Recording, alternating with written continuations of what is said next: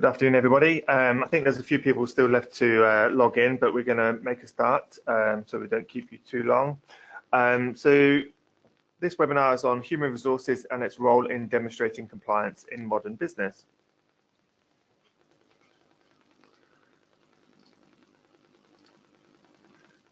So just want to have a quick welcome. Thank you for joining us today. We are going to do some brief introductions because you will know Karen Falconer, but you've probably not heard my voice alongside Karen in the past. And I'm Greg Guilford, the CEO of HR Solutions. As usual, we will enable you to ask questions as we go along. You can raise those by the GoToWebinar control panel. It really depends on how you've laid out the screen, whether that's on your left or right hand side, but in your drop down options there is a tab that says questions, so quite simply you can raise a question from there, and we will aim to answer those at the end of the presentation.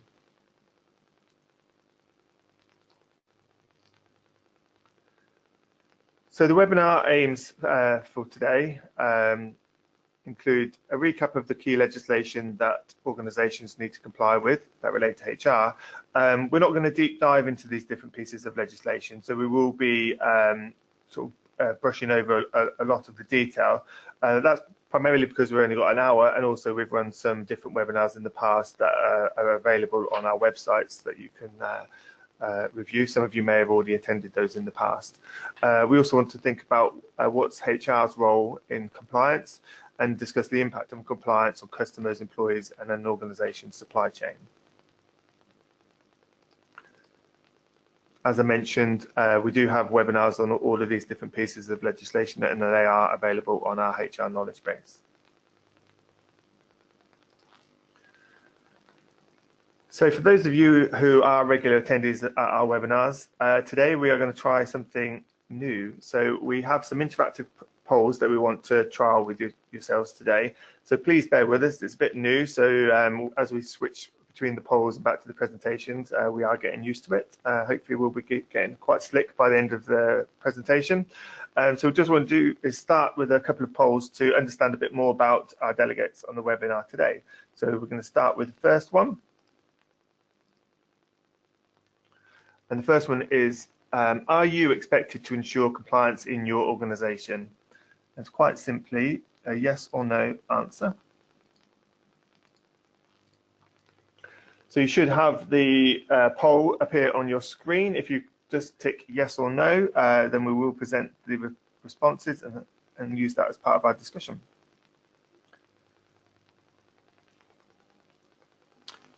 So just going to allow a few more seconds. There we go. We have 100% completed, so we will close that, and I'll share those results with you.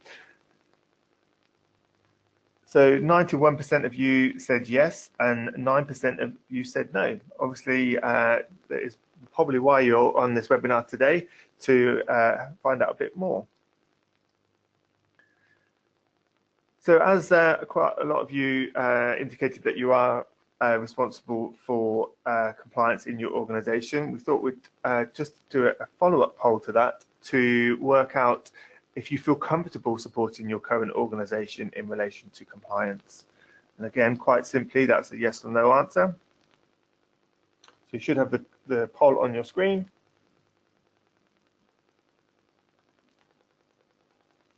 Just a few more people left to complete.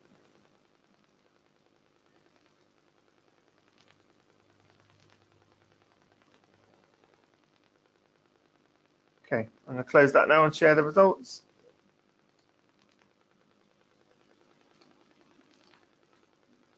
Oh, I went too quick there. So 70% of you said yes, and 30% of you said no. So there's quite a high percentage of you feel quite comfortable with supporting your organisation in relation to compliance, but there is 30% of you who don't feel as confident as the rest.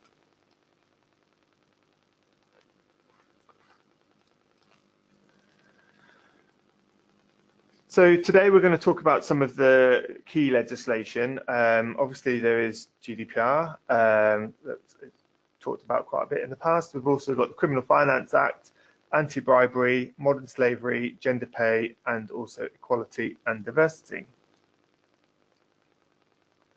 Like I said, we won't be deep diving into all of the legislation as we've covered it in the past.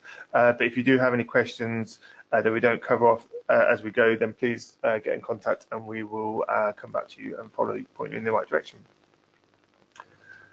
So I'm going to now pass you back to a more familiar voice, which is Karen. But before I do so, we've got one quick poll in relation to GDPR. Which is, have you heard of GDPR? Yes, no. What is GDPR? Have I been living under a rock for the past 12 months? And don't talk to me about GDPR.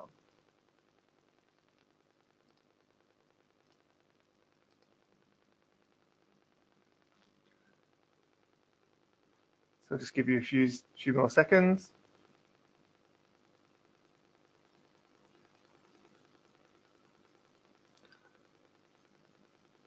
Okay, I'm going to close that as 100% have completed it.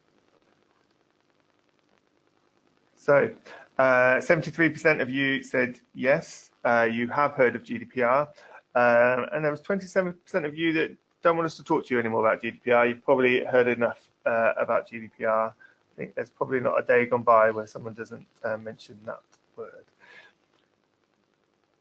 Okay, so I'm going to now pass you over to Karen, who's going to pick up on the summary of GDPR. Well, hello everyone.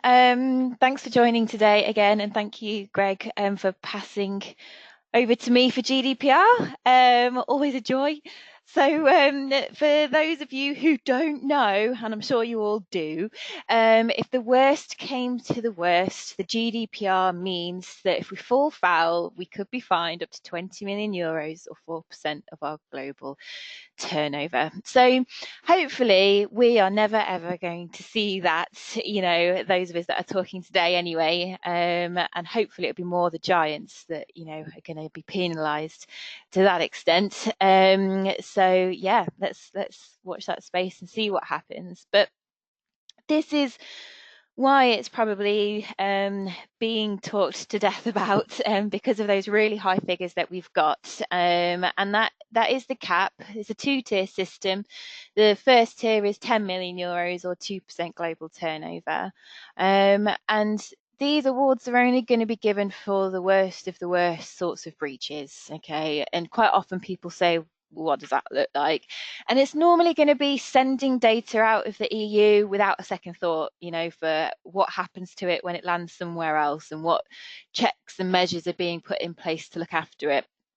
So what we just want to make sure we're doing is ensure that we are putting things in place that we're obligated to do. So we ultimately just need a tick list, really, don't we, to make sure that we are demonstrating compliance in case the ICO or anybody else comes knocking. Excuse me. So just a very quick overview of the principles. So ultimately, the GDPR has been written to make organisations accountable for their practices. So this ties in really neatly with this topic we're doing today on compliance and demonstrating that compliance, because this is ultimately what we're being forced to do with data protection. And we've got the 6 principles. So I've talked about that quite a lot in the past, but we've just put them up here for you today to see as an overview. And the understanding is that if you try and work to each of these principles, you know, even if you don't really know what you're doing, if you try and keep these principles in mind, they should all funnel into the overall and the overarching requirement of demonstrating accountability. Okay. So in terms of compliance, I think some of the key ones that we've got there are things like security, and integrity and confidentiality is really fundamental to that. Okay. Now, if our staff don't understand how to keep data safe or how to use the measures we've put in place to keep data accurate, to ensure that processing is fair, to ensure that we're only keeping things for as long as we need to, then you know, are we really trying to be compliant? You know, there's no good us paying lip service, you know, by discussing it at top level only. We need to be rolling this out to staff. So a key way in which we can start to ensure that what we're doing internally is compliant is to conduct an impact assessment. Okay.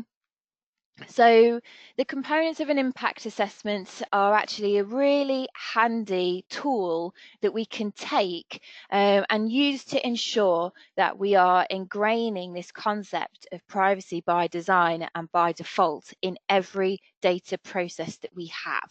Okay, so a data process can just be something as straightforward as a new starter onboarding process, you know, or recruitment process. That's all we're talking about when we say a data processing process or system. So there are 7 prongs to this, and they tie in very neatly with those principles that I had on the previous slide.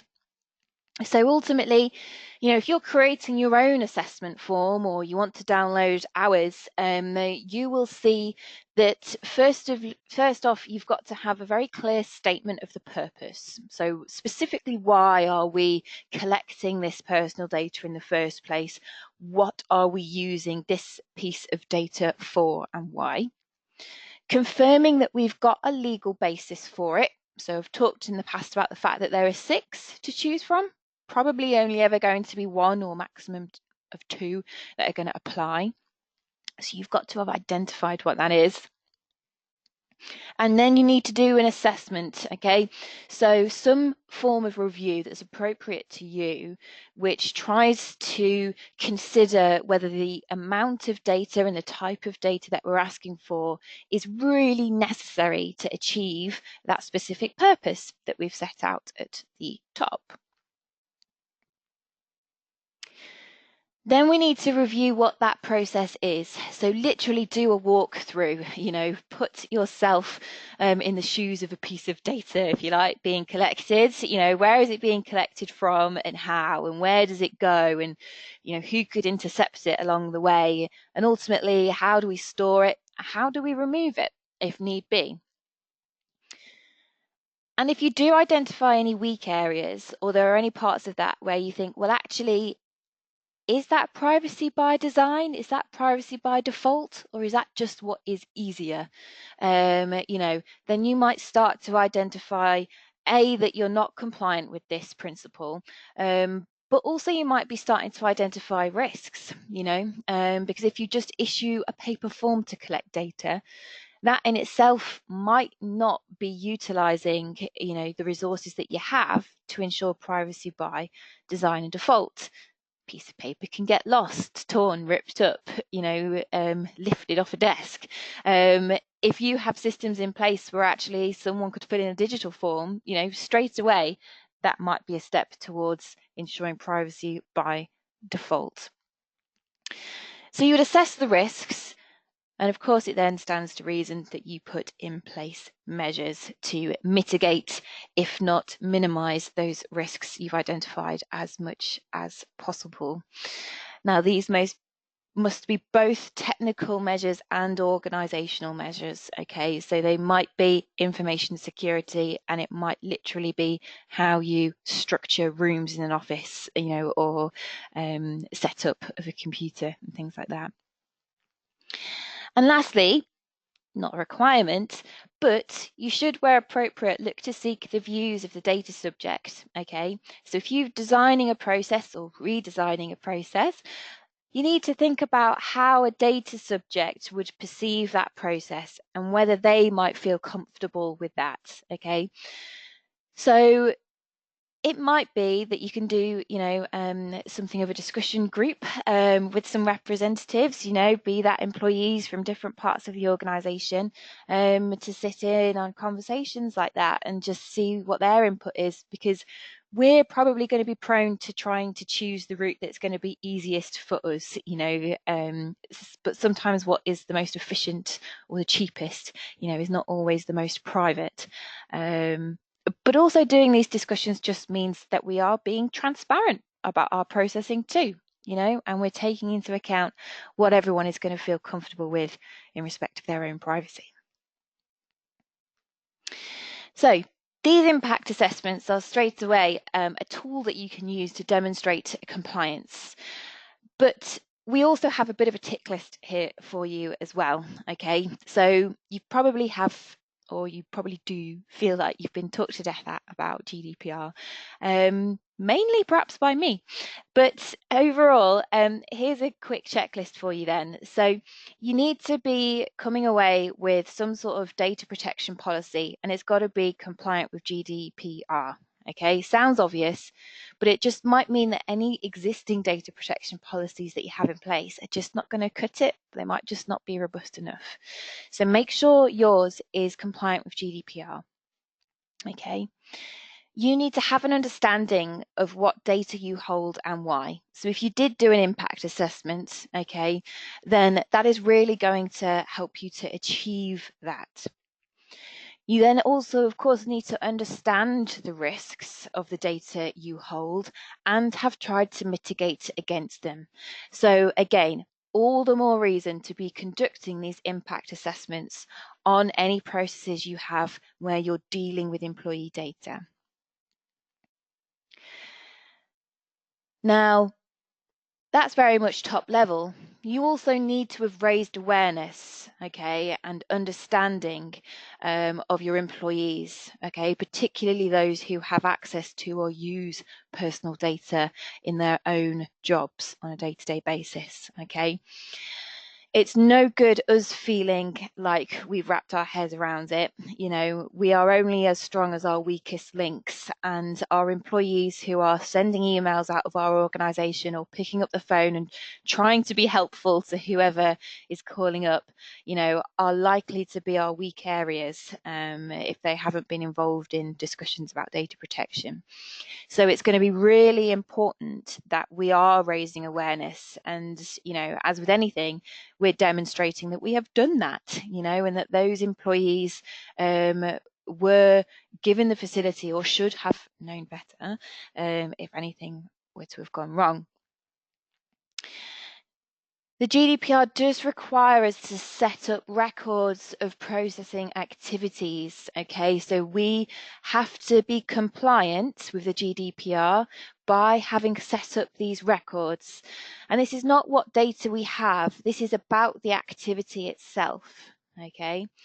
So you may have begun doing that as part of the impact assessment, okay, which required you to do a step-by-step walkthrough. But records of processing activities is something separate to an impact assessment, and there is fortunately a very clear set of things that have to be included in these records. So again, please check out our knowledge base or contact us for further advice on what that is. I mean, we can even provide you with a template form that we've created for you. So have a look at getting that in place too. You are highly likely going to need to be issuing, if you haven't already, reissuing a privacy statement to your staff, okay? We are obligated to inform any data subject about how we look after their personal data. Okay, so it may be that you can do this in something broad, you know, like a statement on a company intranet where you might direct staff to. But if you are going to do something broad, there are certain things you need to have reviewed. Again, if you did come along, discussed it on my last webinar. But again, have a look at getting some advice. Drop us an email if you want clarity on how to approach that. But it is something you're going to need to ensure you have done, and will need to do for any new staff as well. And you must also have set up records logging any incidents, okay, to data security measures. So anything you have put in place to try and protect against breaches, if there are ever any incidents where those measures have been compromised, okay, might not have led to a reportable breach, but you need to be documenting incidents, okay? It's all part of this overarching requirement to demonstrate accountability.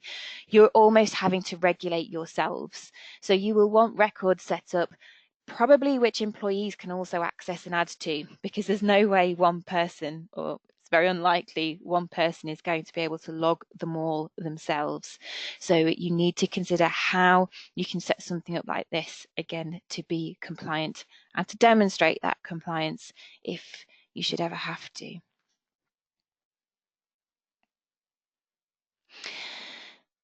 So, other ways of demonstrating that we've tried to do what we can in respect of GDPR: policies and procedures, okay? It's very often that we're required to give a layered approach to demonstrating compliance to pieces of legislation. And this usually starts with paperwork, okay? So we must have this policy that I mentioned, and that must have discussion of retention and destruction, okay? Quite often, tribunals talk to us about the need for policies to be clear. Is it reasonable for an employee to have recalled the content of that policy? So we actually have a separate, more reader-friendly, if you like, policy available on retention and destruction. So please ask us for that, or make sure that yours does include a clear section on that, as well as what to do if there is a breach. The International Association of Privacy Professionals strongly advocates that you have a separate policy on information security. Okay, this is an entirely separate specialism, and is something that is strongly recommended that you have a policy on. And it's also probably going to be where most of your staff need some training. Most people these days are using computers or phones in their jobs.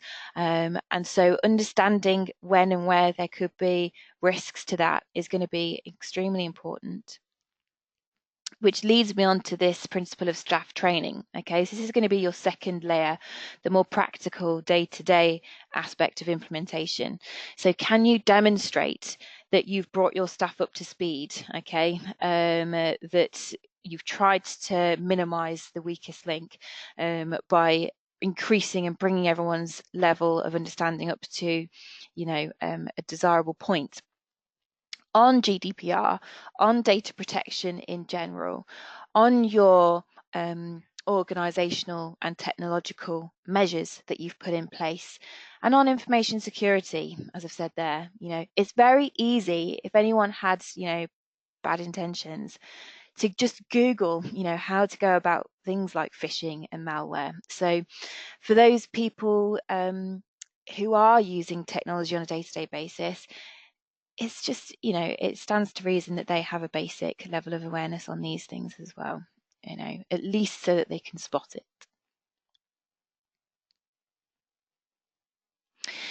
So we've put here some quick wins, so some examples of things that HR can be putting in place straight away on a day-to-day basis. You might regard these as either organisational or technological measures. Okay, so an example of technological measures there are implementing state-of-the-art IT software. And I say state-of-the-art, and you might be thinking about your budget and the purse strings, but the GDPR does say that you should be putting in place the most state-of-the-art, measures that you can afford, really. Okay, so you'd need to try and assess what you can afford and get the best that you can. Organizational measures, things like restricting access. So many employees still have access, to all areas, so to speak. So just look at taking that away. Not everybody needs to be able to access everything, and not everybody needs to be able to access everything at all times. The more access there is, the more risk there is.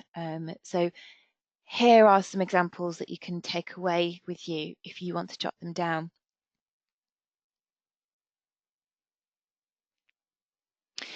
Let's do an example of new starters. So it may be that you're quite used to onboarding a new starter, and on reflection, you might realise that actually as you go about that, you're quite often duplicating, requests for the same information. You might have got a lot of it when they were, being recruited. You might be asking for it again now that you have taken them on board. Do you need to do that? Asking for it twice is duplicating it, is increasing the level of risk of that piece of information getting lost. Consider what you can do. So in terms of technology, it might be that you consider moving away from that standard paper new starter form, which asks for every single bit of information about them in one go, to an electronic system. Okay, and it might be that that's automatically filed, or made accessible to those who need it. So, line managers or HR staff might only be able to see the things that they need, and only payroll staff get access to the bits that they need, for example. But perhaps crucially, in terms of ensuring all of our staff are compliant, with this piece of law, consider building into their induction some time where they can sit and review your policy on data protection, how you go about privacy in your organisation. If the individual is working with personal data of others, do they know how long they should be retaining certain documentation for? And even put them on something like an e-safety course. Okay, so e-learning and online learning about things like phishing and anti-malware could be a really engaging and interactive way of making your policy come to life. And you can then also demonstrate that you've actually taken a two-pronged approach to ensuring understanding and awareness.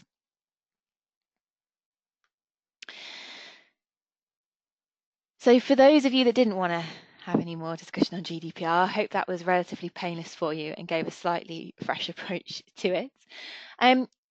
We're now going to whiz on to the Criminal Finance Act and focus particularly on the part that is going to be an area where HR can help. And I'm just going to pop back to Greg for a moment because we're going to look at doing another poll with you.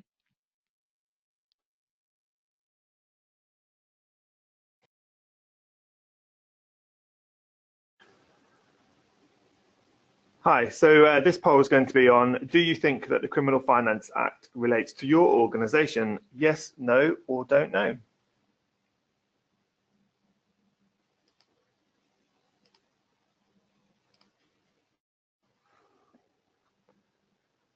So I'll just leave that open for a few seconds whilst you complete it. A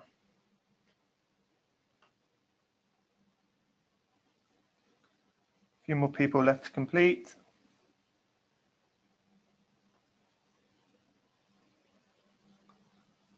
Okay, I'm going to close it now.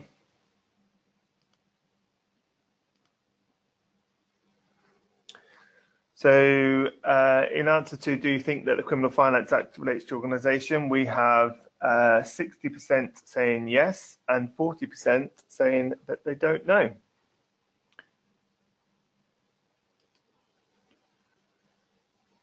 So we're going to talk through a bit more about the Criminal Finance Act, and hopefully those of you that have indicated you don't know will hopefully know whether it does or not. I'm going to pass you back to Karen, who's going to talk it through. Thank you. Okay, so I'm glad no one said no. That's encouraging. And hopefully those that said they don't know haven't been on my recent webinar about this. So the Criminal Finances Act talks about various things, as I'm sure you can imagine. But the very quick answer is yes, it is going to apply to you if you are an employer. Okay, so every organisation is going to be affected by some of the new things that are in the Criminal Finance Act. And the aspect that HR can help out on is what we are going to be concentrating on today. Okay, so as you might imagine, it is of course already an offence to aid tax evasion. But what has changed and been introduced in this Act is, well, there's just a firmer stance on it generally, okay, which is going to force organisations to try and change their culture and approach. It's going to force them to be updating their paperwork on things like whistleblowing, which we will talk about in a bit. But now, if an organisation, okay, and that can include companies, partnerships, or relevant bodies, okay, if an organisation should have become aware of tax evasion, but it's deemed that they failed to do anything to prevent it, okay, then they may now be criminally liable for having facilitated that evasion, okay. So to clarify, let's say an employee of yours, whilst talking to a supplier or whilst talking to a client, becomes aware or has signals, okay, of tax evasion, and it is found out, okay, and after looking into it, it is determined that you as an employer have not done enough, okay, to try and prevent the facilitation that might otherwise have happened because that employee didn't know how to report what they'd found out, then you could be criminally liable, okay? So you could be found guilty of failing to prevent tax evasion. So even if you didn't do the evading, okay, if someone who works for you found out and it's deemed that you didn't put adequate steps in place, okay, to help that employee prevent the tax evasion that they found out about, you could be criminally liable, okay, and guilty of the offence of facilitation. Okay, so that is really quite serious, and it is the new aspect, and we are told how we can avoid committing that offence, okay, which is good. Now let's look first off at what would have to happen though for us to commit that offence, you know, and it can be scary because it means it can happen without us even realising it. But there's three aspects really, okay, which all stand to reason. So first off, of course, someone out there who's responsible for paying tax has got to have evaded doing so. Then someone associated with you, i.e. an employee, has got to have criminally facilitated the evasion, okay? Now, how we define criminally is something that you can look into this perhaps outdated piece of legislation for, okay? But just take it in the day-to-day context that they have found out about it and are keeping stum. Then the last and final and crucial aspect is that this is found out about and it is deemed that your organisation failed to take appropriate steps to prevent that employee from committing facilitation.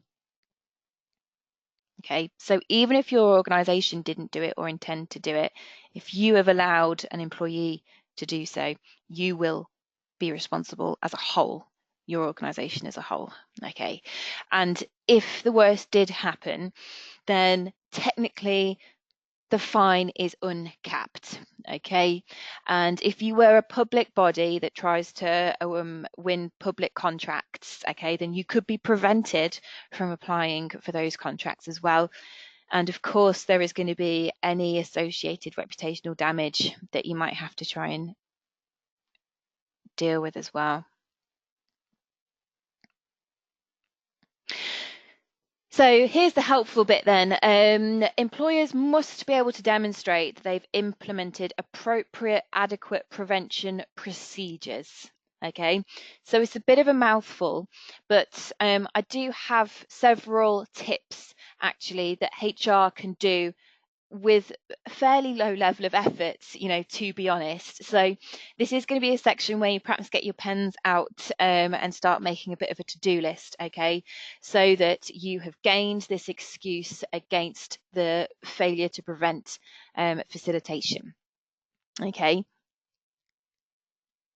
quite logical to start out with assessing the level of risk. Okay, there's no point you trying to put things in place to try and support your staff if you don't know what's appropriate. Okay, so do a risk assessment and try and just review the extent to which your organisation might be exposed to people or to businesses who may be evading tax. Okay, you might as well consider the number of staff who could deal with these groups and the manner in which they could be exposed to malpractice. Okay, so if you perhaps have any staff that deal in sales, and if you've got chatty clients who are happy to talk about the fact that they deal in cash only, for example, that is going to be a sort of situation and a red flag that tax evasion is potentially going on there. Okay, so this is where you might identify a risk.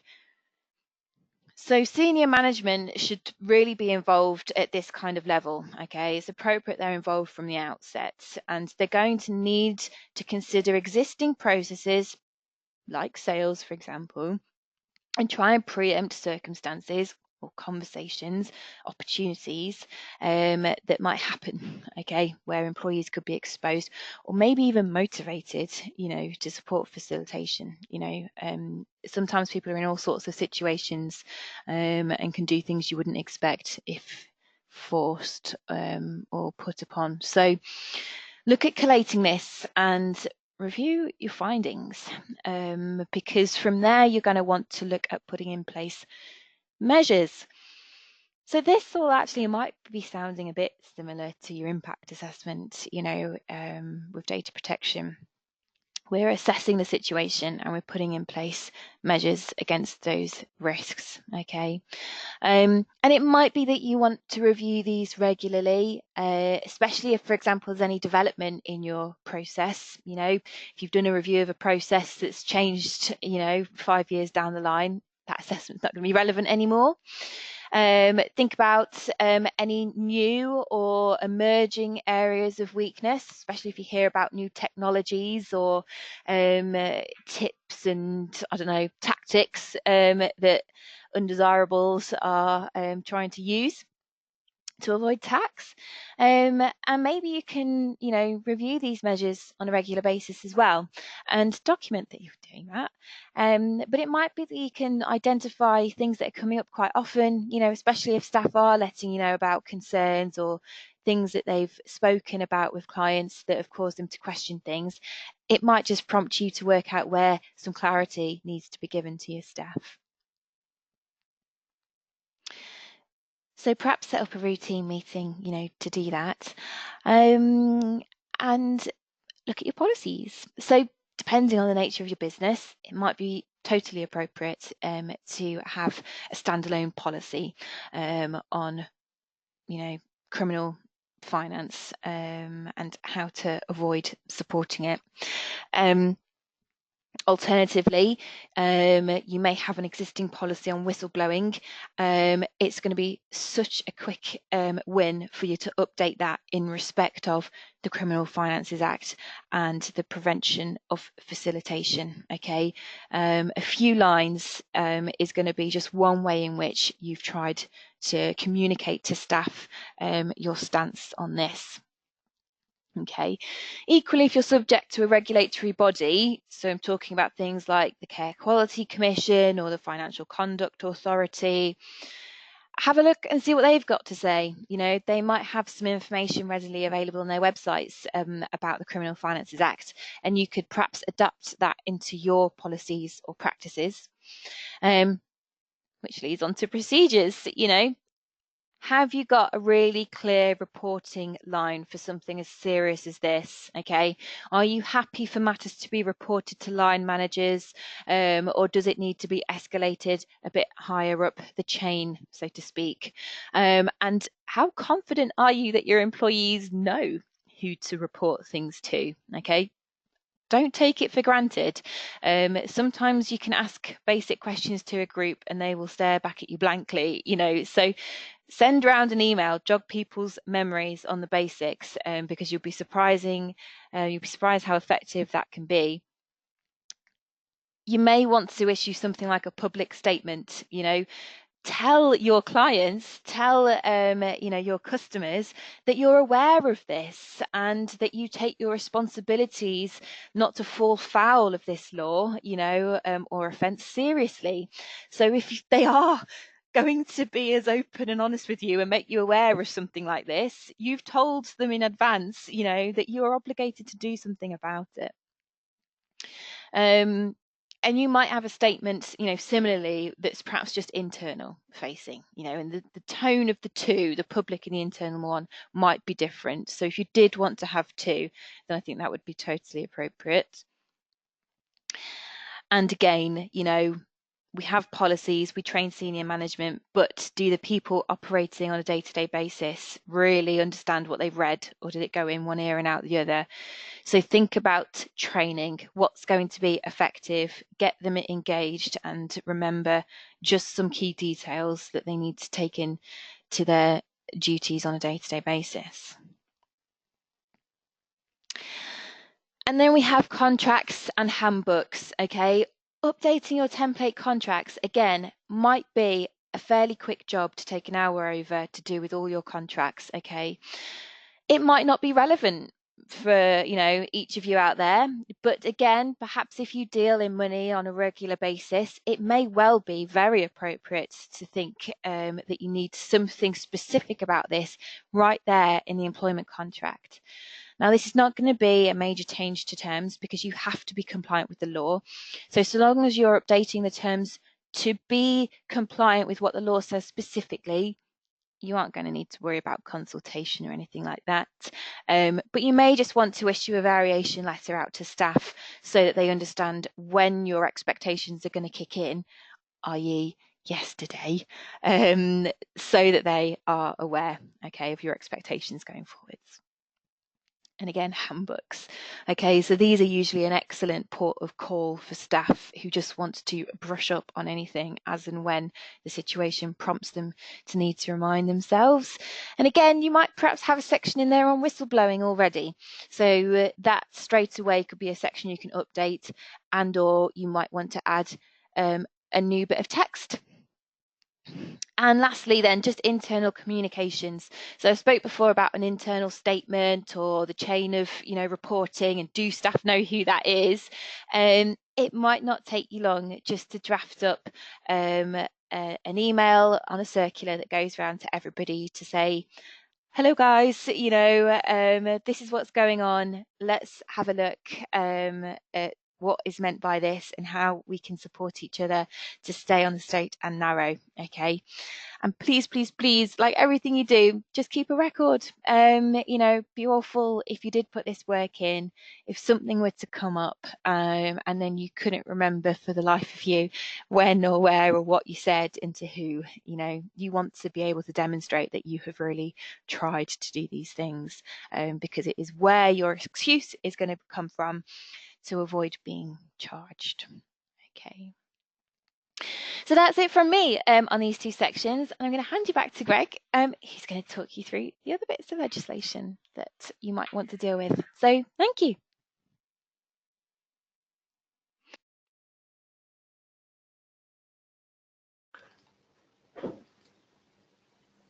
Thank you, Karen.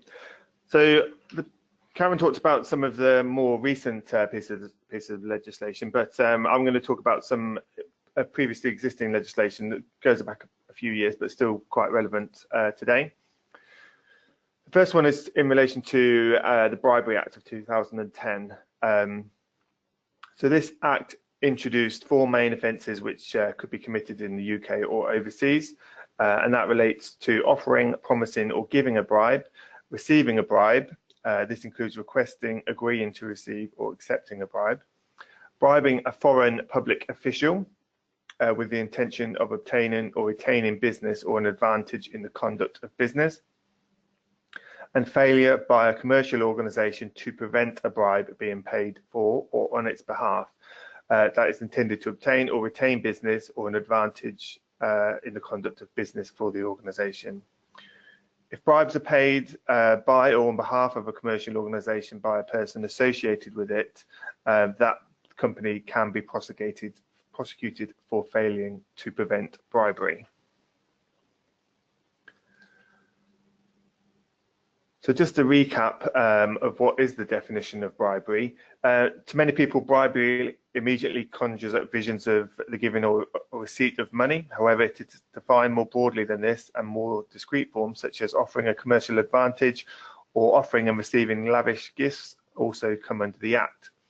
But the Act does define bribery as the receiving or offering of an undue reward by or to any person whatsoever in public office or in a business capacity in order to influence his behaviour and include him to act contrary to the known rules of honesty and integrity.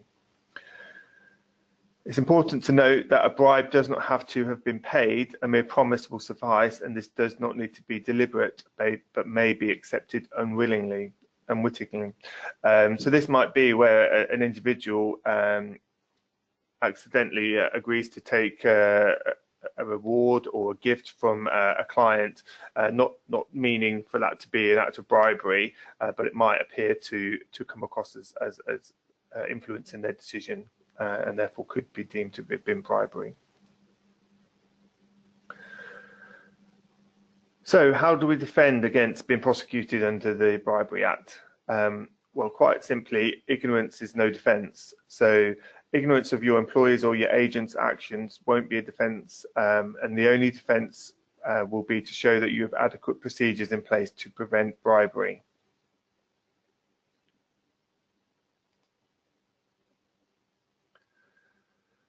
So some of these steps to prevent bribery and corruption, or certainly to be able to demonstrate it, come from the Ministry of Justice. They've given 6 principles. So these relate to having proportionate procedures, top-level commitment, conducting a risk assessment, due diligence, communication, monitoring, and review. It's important to note that there's no set template to follow, and it is really up to each organisation to implement policies and procedures that will minimise the risk of bribery, to then take into account their main areas of risk. So each business will be different. There might be some common themes, but you need to make sure that any step you take is relevant to your organisation. So those procedures should be proportionate to the risks. So obviously, the higher the risk, the more an organisation will need to do. It will also need to have clear guidance that compliance extends beyond just having procedures and requires a more proactive approach by employers. So that will include you needing to look at risk assessments. So you need to look at the activities that your business currently undertakes, find out what actually happens on the ground. You know, what are your salespeople up to? What are your procurement specialists up to? With whom do you do business? Where and to whom are such decisions delegated? That's really the only place you're going to get to identify some of these risks. You need to think about what are the markets you operate within as well. Are contracts only agreed by employees, or do you use agents, distributors, or any other third party as well? Some of the things you might need to think about when you're doing your risk assessments include looking at commissions, bonuses, and other payments that you might make, such as expenses. Do you operate only in the UK or abroad? Obviously, if it's abroad, there might be slightly higher risks associated with that. You need to think about what hospitality do you use, and do you use that regularly or just for specific clients? And vice versa, if you are gifted some hospitality arrangements, you need to think about how that might look as well. You need to look at any donations to political parties, charities, sponsorship deals that you have as well, including any PR activities may also come across as bribery and corruption as well. Then you also need to think about your suppliers. So what about their supply chain? If they're supplying you with goods or services, then you need to make sure that they're free from bribery and corruption, as is their supply chain as well. And then, quite importantly, as Karen mentioned, document it. So you need to record your risk assessments and any conclusions that you may have on the back of those as well. And then obviously keep reviewing them, because things do change over time. People come up with new ways of trying to get around the system, but then you need to make sure that your procedures are adequate for changes in the way people operate. You need to get top level commitment as well. So you need to start at the top, make sure your senior leadership team have read, reviewed and accepted those policies and procedures. You need to have their top level commitment, and that the board of directors, board of trustees on board, and that they are seen to help establish a culture of integrity and making it very clear that bribery is unacceptable in your organisation. This might mean that you have a formal statement issued by top-level management, so they might have their own statement, or they might all sign your anti-bribery and corruption statement, or they might take ownership for making sure that that policy is kept up to date. The Act does recommend that senior managers are selected and trained to lead anti-bribery work as well. So that's all your top management, because they're going to be the people that are more likely to come across bribery and corruption, and also be able to spot it in their employees as well.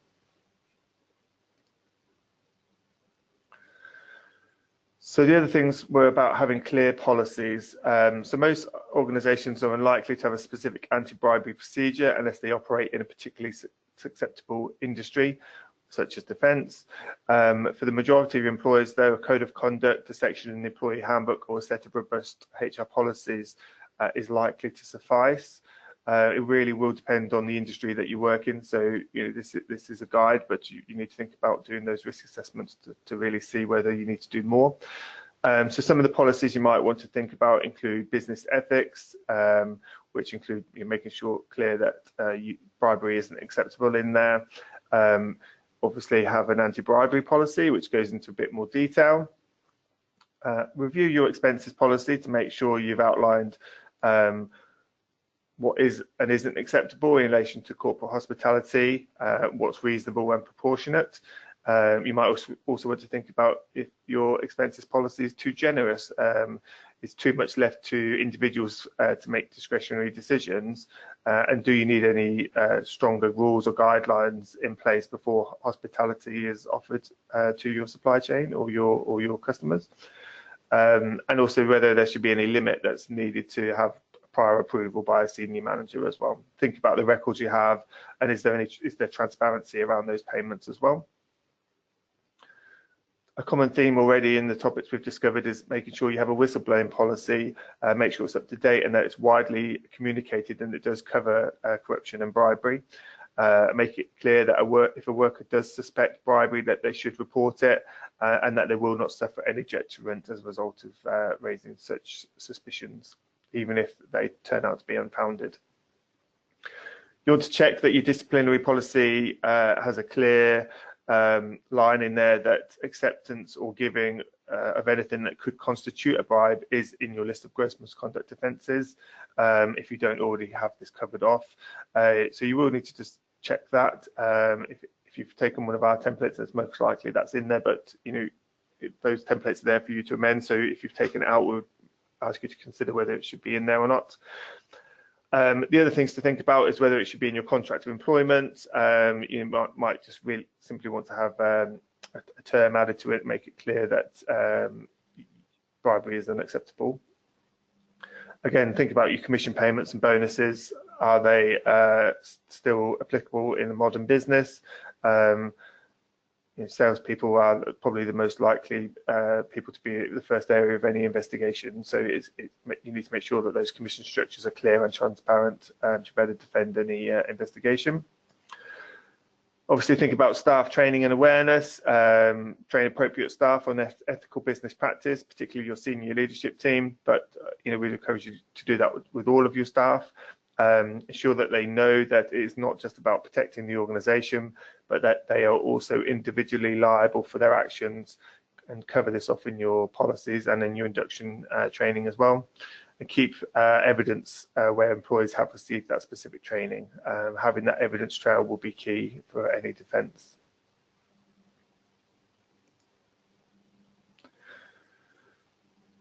So the next one I'm going to talk about is gender pay statements. It's a bit more recent, but I just want to start this one off with a quick poll to understand the audience we have here today.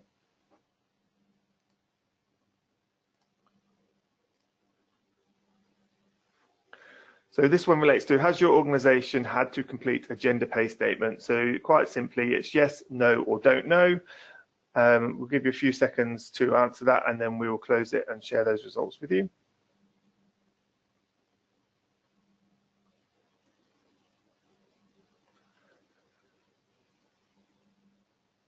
Okay.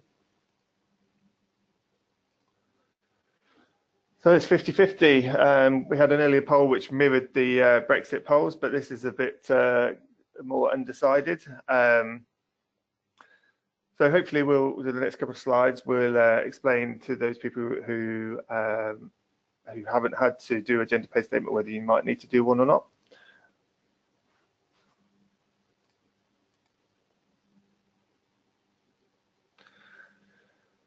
So the gender pay statement requirement applies to employers with over 250 employees on the 5th of April each year.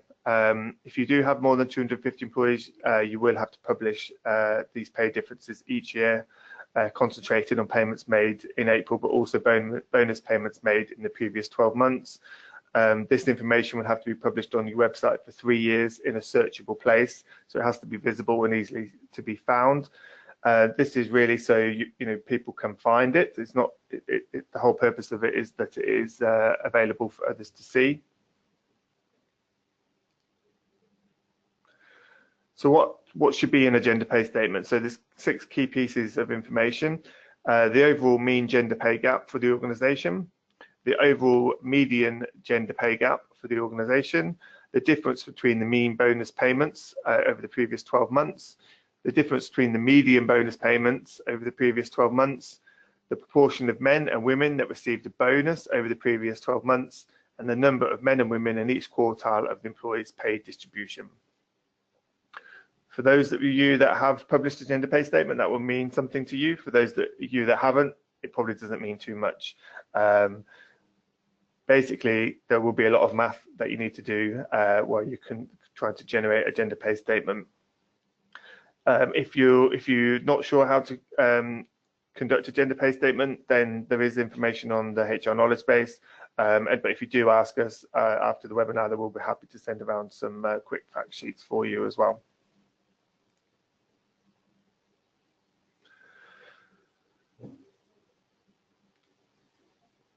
So gender pay has been quite topical over the last 12 months. It might be partly to the gender pay statement requirement, but I think there's been a general change in modern business anyway, with lots of organisations looking to review how they remunerate their staff and acknowledge where gaps exist as well. There's also been some high-profile CEO roles having been taken up by women over the last 12 months or so. You know, these are General Motors, PepsiCo, Lockheed Martin, Facebook, IBM, and Hewlett-Packard, who are all big players in their industries.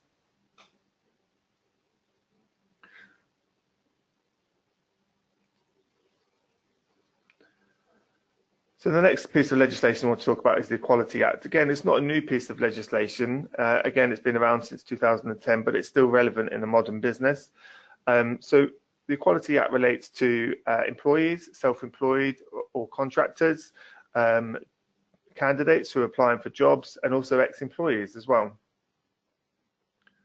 It does have the same characteristics that were previously protected under different discrimination legislation. That's relates to age, disability, gender reassignment, marriage and civil partnerships, pregnancy and maternity, race, religion or beliefs, sex and sexual orientation are all classed as protected characteristics.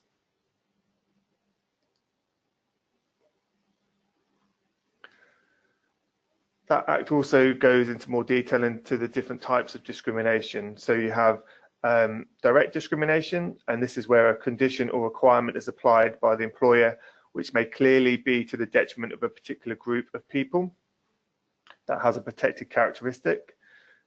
Then you have indirect discrimination, and this is where a condition or requirement is applied by the employer which, whilst appearing to apply equally to all employees, actually a proportion of one particular group that comply with it is considerably smaller than those of another group, and the employer cannot show that the requirement or condition is justifiable and that the individual affected suffers a detriment as a result of his or her inability to comply. So it's where you didn't mean to discriminate, but actually, the consequence of a policy that you might have made is actually ended up discriminating against a particular group. It also outlines victimisation, and this is an unlawful act to treat a person less favourably because he or she has committed a protected act, and that protected act includes legal proceedings brought against the employer or the perpetrator, or the giving of evidence at a disciplinary or grievance hearing or at a tribunal, or making complaints about the perpetrator or the employer of their alleged discriminatory practices.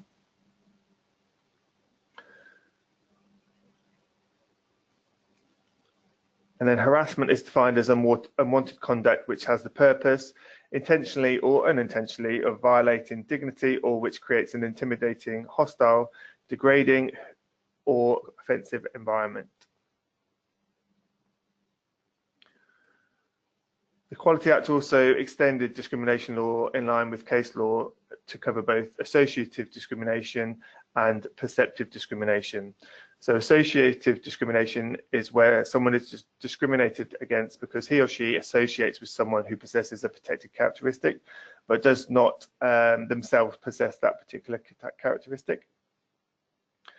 And then discrimination by perception is the person making a claim of discrimination does not have to hold the protected characteristic, only to be perceived as having holding that protected characteristic.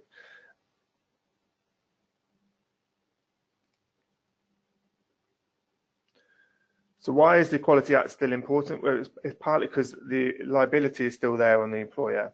So employers, including partnerships, trade unions, employment agencies and employers' organisations, are all liable for their own actions, but employers are also liable for the acts of discrimination committed by their employees and agents that are done in the course of their employment, whether or not they are done with the employer's knowledge or not. It's also important that the employee's liability is discussed. So an employee who causes his or her employer to be vicariously liable for the discrimination is also deemed to have aided his or her employer's vicarious act and may therefore also be personally liable. And claims may also be brought directly against those employees as well.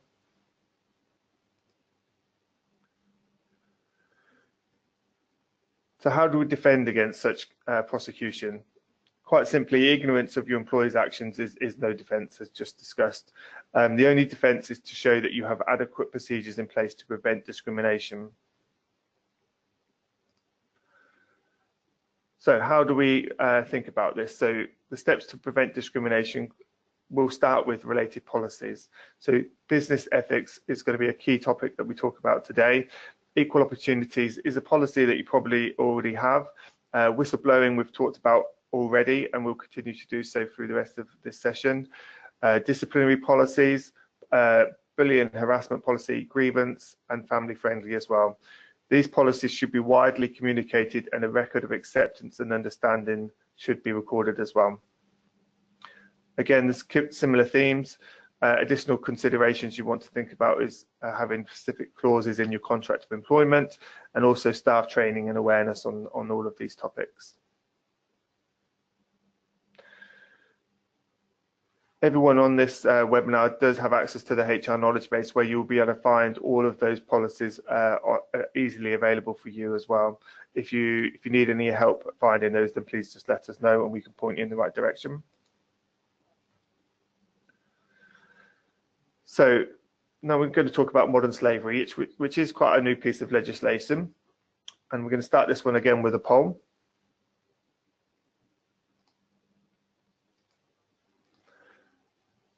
Which quite simply is, does your organisation have a modern slavery statement?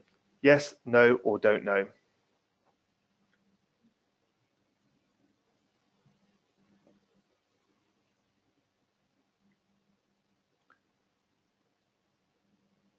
Okay, I'm going to close that poll now.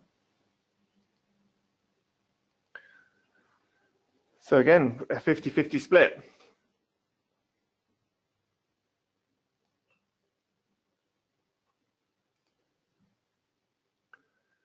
So briefly talk about the Modern Slavery Act. So it does apply to organisations with a turnover of 36 million or more, including any subsidiary undertakings.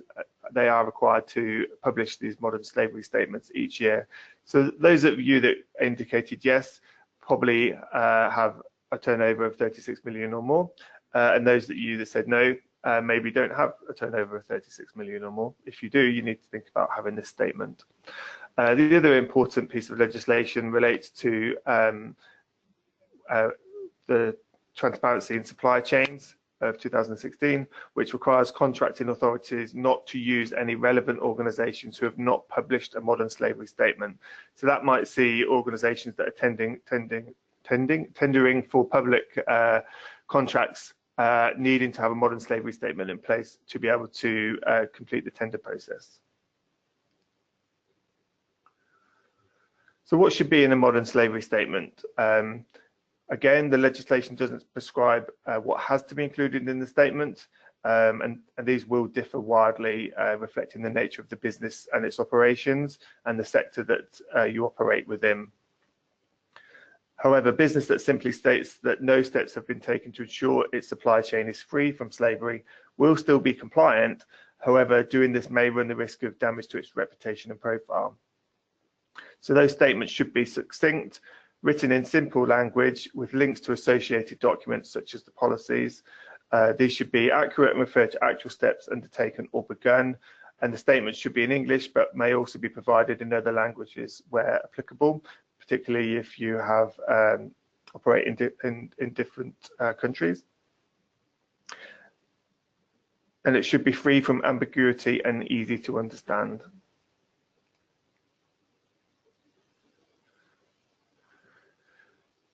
So whilst there's no prescribed format, most statements are likely to cover the following.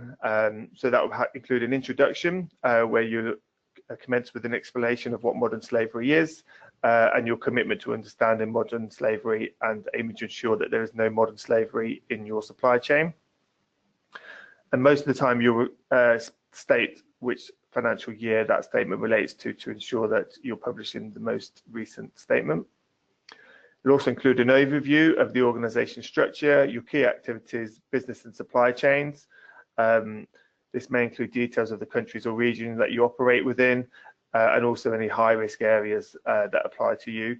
So particularly if you're importing from China or India, you might treat that as a high-risk area and want to explain that in a bit more detail in terms of how you are making sure that there is no slavery in your supply chain from those countries. You also want to outline who has the responsibility for the employee's anti-slavery initiatives. Quite common that's going to be your senior leadership team, but you want to think about that and make sure that's included in your policy, as well as who would be responsible for risk assessments, etc. Some of the documentation you need to think about will be the list of policies relating to modern slavery and human trafficking and link to those where possible. Conduct the risk assessments that we talked about. Think about an action plan and also the due diligence monitoring and auditing in both the business and its supply chain. So you might want to think about not just getting a modern slavery from your supply chain, but also making sure that you're going in and auditing them as well. One of the key things will be training of staff to make sure they understand what modern slavery is and how to identify it as well. And there might be some relevant performance indicators you want to think about and how you might be able to measure that and include that in your statement from year to year as well. The key thing is that the statement shouldn't be static and it will develop and improve over time, reflecting the progress that you've made as well as the commitment you have against your action plan. All of that theme is in our modern slavery statement available on our knowledge base. So if you haven't already got a modern slavery statement and you're looking to create one, then that would be a good place to start. And one of our team will be happy to help you create that as well. So the next poll is about do you make your supply chain confirm their stance and commitment to modern slavery? So I'm just going to quickly put that poll up and see what people are saying. So again, it's a yes, no, or don't know answer. So do you make your supply chain confirm their stance and commitment to modern slavery?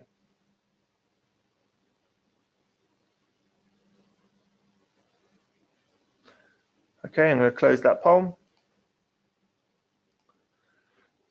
So this time the split's changed. So there's a lot more people saying they don't know, and then there's quite a few that are saying that you don't ask your supply chain to confirm their stance. That might be because you're not involved with procurement or negotiating contracts, but it is something that you might want to think about to ensure that you can demonstrate your compliance. We do have a supplier questionnaire on the HR knowledge base that will have a series of questions that you might want to consider asking your supply chain, particularly that will relate to not only modern slavery, but some of the other topics we've discussed today as well.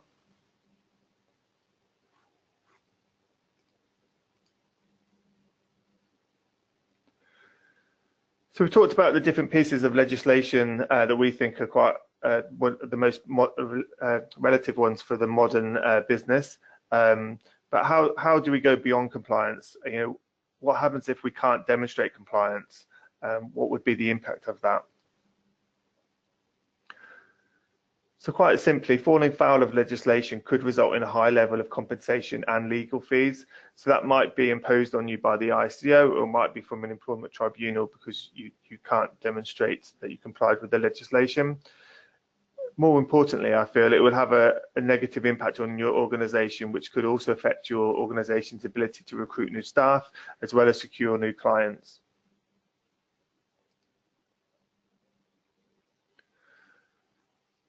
The impact of a breach of legislation by an organisation's supply chain could also have a negative impact on an organisation. So organisations are now attempting to ensure that their supply chain is also compliant with legislation and best practice. We talked about it in modern slavery, where if you're tendering for government contracts, you need to have that modern slavery statement already, but many other organisations will also be asking for you to comply with that. And you probably also need to consider asking your supply chain as well. Ultimately, this will result in all organisations needing to have some form of process to demonstrate their approach to the various pieces of legislation and best practice initiatives as well, because everyone will end up supplying something to somebody, and they will need to make sure their supply chain is clean as well and they can demonstrate compliance.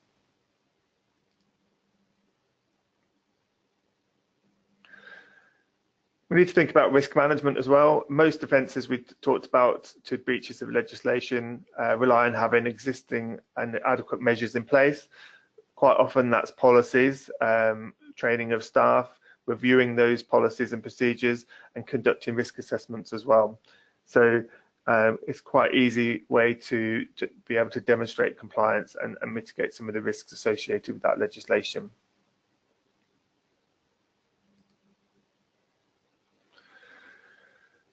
So how can we help with compliance? You know, is it time for us to be able to provide in organisations with the support to demonstrate compliance?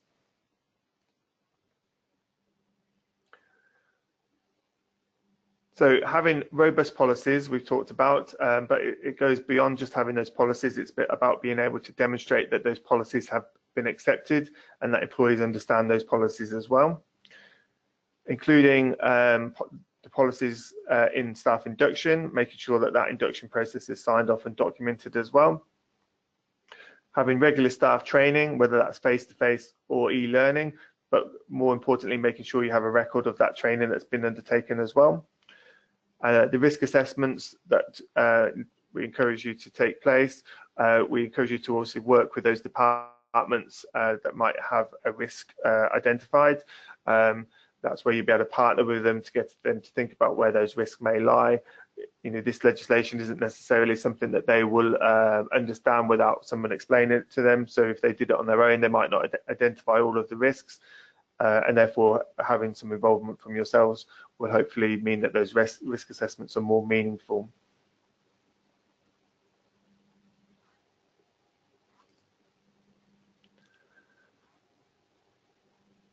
Okay, as we went along, we did have the option for you to raise any questions. No one's raised any directly through this session, but if any come to your mind after this webinar, then please just drop us a line at the help email address, which we'll give to you in a second, and we will point you in the right direction to get the policies that we've talked about already, if you haven't already managed to create those from the knowledge base yourself. However, before we end this webinar, we just wanted to talk you through about our product offerings that we have and how we can assist you with your route to compliance. So we have talked about the policies that you will need. All of those policies will be available on our knowledge base. We are experts in all aspects of employment law at HR Solutions. All of our policies are created in a way that help you generate them yourselves with clear guidance in terms of what you should be thinking about along the way. Hopefully many of you used our GDPR policy to comply with GDPR, but also all the other topics we talked about today are there as well. If you need any further assistance with creating those, then please just drop the helpline an email and we'll be able to create those with you. The other thing we just want to talk about is we've got a new product offering coming out soon. You are amongst the first to hear about it. The first part of it enables us to manage policies with you in terms of the acceptance and sign-off from employees. As we've talked about throughout today, it's not just about having policy acceptance, though it's able to demonstrate that an employee also understands the policy. So we can do that via our system by adding a series of short tests at the end of each policy to test their understanding. And those questions typically relate to themes that were in the policy to make sure that they've read and understood it rather than just clicking through it to accept that policy. In addition, we can also offer some e-learning as part of that new product offering. As we've mentioned, reading and reviewing and acceptance of policies is okay, but it might not just be enough to demonstrate compliance, and therefore some e-learning modules where we can demonstrate that that individual has also undertaken some form of training will also help you down that route to compliance. Again, that e-learning is built around providing further information in relating to understanding of relevant policies, but again includes a few more interactive tests and quizzes to make sure that they do understand what is important about the different pieces of legislation and policies that you have in place. So here's a selection of some of those modules. So Data Protection Act 2018, GDPR, Equality Act, Bribery Act, Criminal Finance Act, Gender Pay, Modern Slavery, and we also have a suite of health and safety policies to also help you comply with some of the health and safety legislative requirements as well. It also goes a bit further than that in terms of we have some e-learning that relates to personal development as well. So that includes some topics around people skills, performance management, how to manage teams, time management, recruitment skills, and also negotiation skills. So it's not just about enabling compliance, but it's also about some employee personal development on there as well. The key trick really though is to have some of the reporting elements with that system. So our new system can provide all the reports you need to be able to demonstrate compliance. So those reports will provide an overview of outstanding policy acceptance, which enable us to remind those staff that haven't completed those policies and chase them up to make sure they're completed. It also reminds you in terms of when you need to review those policies that you've created as well, so that they're not just created 1 year and left for 5 years. It will ask you to think about them every 12 months or so. It'll also prompt individuals of any outstanding e-learning modules, as well as run a report on that as well, in terms of the ones that have been taken, including any pass rates that are associated with those as well. We want this to be an interactive tool, so we will work with you on those reports as well as and provide you with any recommendations that might be relevant to encourage more individuals to make sure that they are reviewing those policies and making sure that they're taking those e-learning courses as well.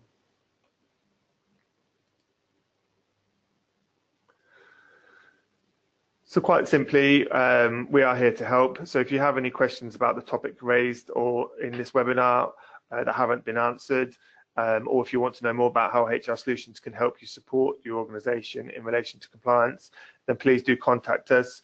You can contact us on 0844 324 5840, or we have the help@hrsolutions-uk.com email address, and a member of the team will be able to point you in the right direction and hopefully answer the questions for you.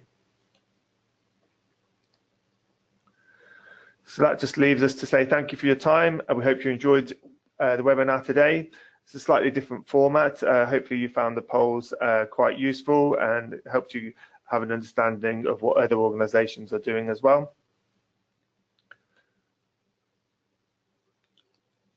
If you do have any questions, then please just reach out to us and we will answer those for you. But thank you for attending, and we'll hopefully see you on our next webinars.